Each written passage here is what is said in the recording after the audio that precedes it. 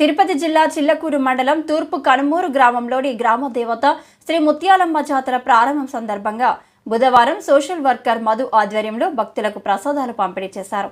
ఈ సందర్భంగా పలువురు మధు చేస్తున్న సంఘ సేవ పట్ల అభినందించారు.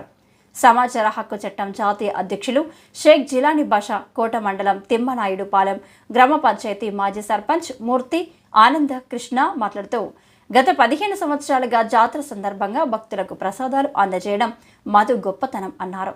ఈ కార్యక్రమంలో జాతర ఉత్సవ కమిటీ సభ్యులు డాక్టర్ సారంగం రమేష్ బాబు, ఆలయ ఉద్యోగి సురేంద్ర తదితరులు పాల్గొన్నారు.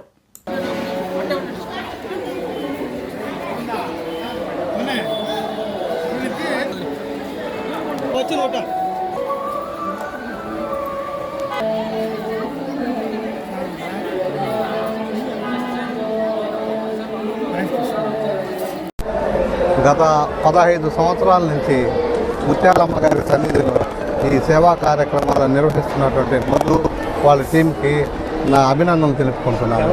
ముఖ్యంగా మా ఇంటికి వచ్చి నన్ను ఆహ్వానించినందుకు ఈ ముత్యాలమ్మ సన్నిధిలో నేను పూర్వజన్మ సుకృతం చేసుకున్నట్టుగా భావిస్తున్నాను.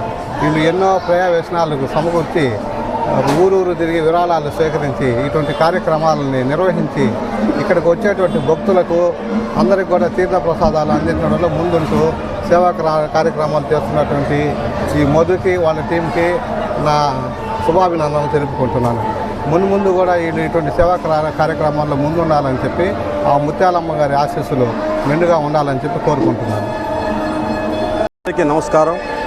మన కోట,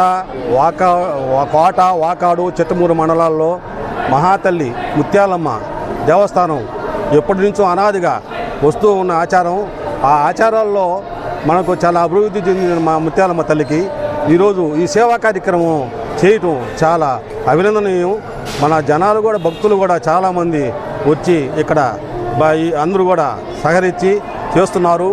ముఖ్యంగా నాకు సోదరుడైనటువంటి మధు మా ఇంటికాడికి వచ్చి మమ్మల్ని ఈ సేవా కార్యక్రమానికి ఏదో సహాయం చేయమని అడిగితే నేను కూడా ఒక 3 సంవత్సరాల నుంచి ఆయనకి ఏదో సహాయం నా ఇదైనట్టు నేను వస్తున్నాను.